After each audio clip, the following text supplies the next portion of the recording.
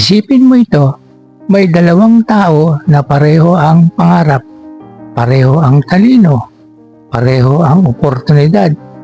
Pagkalipas ng 5 taon, ang isa ay matagumpay na, ang isa naman nasa parehong sitwasyon pa rin. Ano ang pinagkaiba?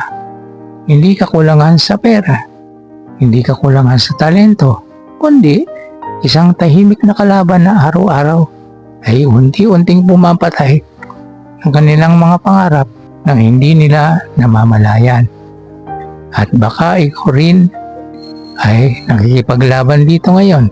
Maraming tao ang naniniwalang ang pinakamalaking hadlang sa tagumpay ay kahirapan, edad o kakulangan sa edukasyon. Pero ang totoo, mas delikado ang kalabang hindi mo nakikita dahil kapag alam mong may kalaban ka, lalaban ka. Pero paano kung hindi mo alam na araw-araw ka na palang tinatalo? Sa video na ito, pag-uusapan natin ang 6 na tahimik na kalaban na sumisira sa mga pangarap ng nakararaming tao. At sa dulo ng video, ibabahagi ko ang simpleng paraan para mapigilan ang mga ito bago pa tuluyang mawala ang mga pangarap mo. Kaya samahan mo ko hanggang sa may isang lalaki na matagal nang nangangarap magkaroon ng sariling negosyo.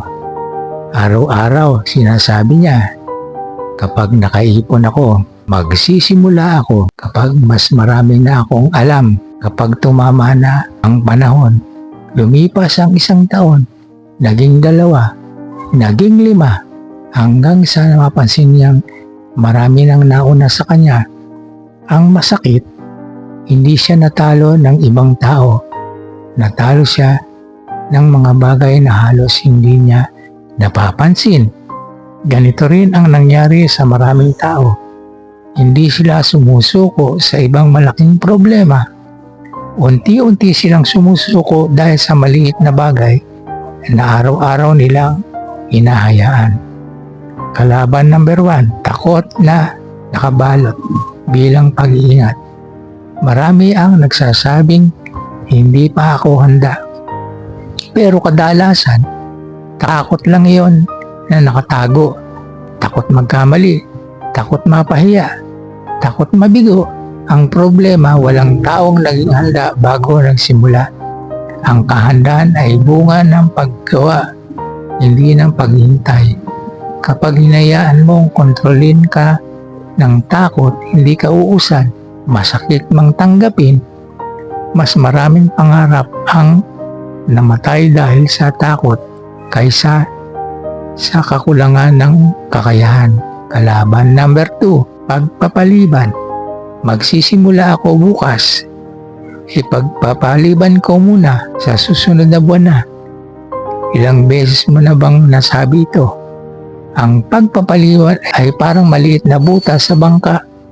Hindi agad lulubog, pero habang tumatagal, unti-unti kang lulubog. Ang bawat araw na lumipas ay pagkakataong hindi na babalik.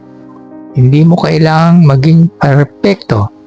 Ang kailangan mo ay magsimula. Maliit man ang hakbang, mas mabuti yon kaysa walang hakbang. Kalaban number 3, negatibong kaisipan. Ang pinakamahirap na laban ay ang laban sa loob ng isip. Kapag lagi mong sinasabi, hindi ko kaya, wala akong pag-asa, hindi ako matalino, unti-unting pinaniniwalaan ito ng isip mo. At kapag naniwala ang isip mo, susunod ang kilos. Tandaan, hindi lahat ng iniisip natin ay totoo. Minsan, ang pinakamalaking sinungaling ay ang sarili nating takot. Palitan ang tanong na, paano kung mabigo ako? Paano kung magtagumpay ako? Kalaban number 4, maling kapaligiran. Sabi nga nila, ipakita mo sa akin ang 5 taong madalas mong kasama at ipapakita ko sa iyo ang magiging buhay mo. Kapag ang paligid mo ay puro reklamo, unti-unti ka ring magiging reklamador. Kapag puro dahilan ang naririnig mo, maghahanap ka rin ng dahilan. Hindi ibig sabihin na iiwan mo ang lahat, pero kailangan mong pumili ng mga taong magtutulak sa iyo pataas. Ang tamang kapaligiran ay parang hangin sa layag. Mas mapapabilis ang pag-abot mo sa pangarap. Kalaban number 5, maliit na disiplina. Hindi ka yumayaman sa isang malaking desisyon lamang. Hindi ka rin bumabagsak sa isang maling desisyon lang. Ang buhay ay bunga ng maliit na gawain na inuulit araw-araw. Isang oras na nasayang, isang araw na walang ginawa, isang linggong walang progreso. Kapag pinagsama-sama, nagiging isang taong walang nararating. Pero, ang kabaliktaran nito ay totoo rin. 5 pahina bawat araw, 10 minutong pag-aaral, kaunting pag-iipon, maliit na pag-unlad araw-araw. Pagkalipas ng ilang taon, napakalaki na ng pagbabago. Kalaban number 6, pagsuko ng masyadong maaga. Maraming tao ang sumusuko, hindi dahil imposible, kundi dahil hindi pa nila nakikita ang resulta. Parang magsasaka, hindi siya nagtatanim ngayon at umaasang bukas ay may aanihin na. May proseso, may paghihintay, may tiyaga. Ganito rin ang tagumpay.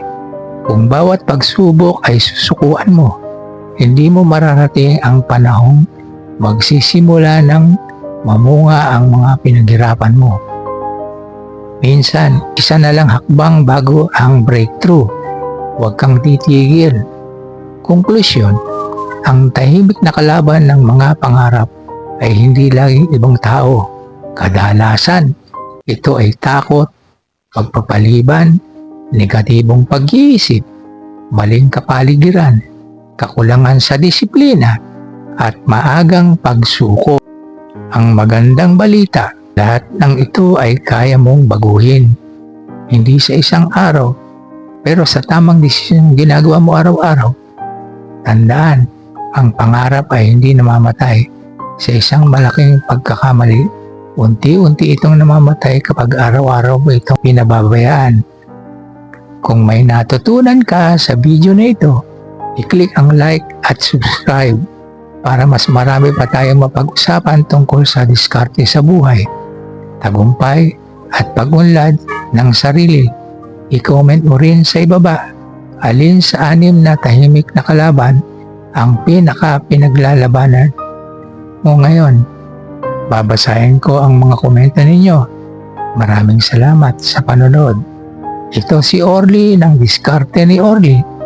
Hanggang sa susunod nating video, tandaan, ang tagumpay ay nagsisimula sa isang desisyon na kumilos. Ngayon, hindi bukas. Bye-bye.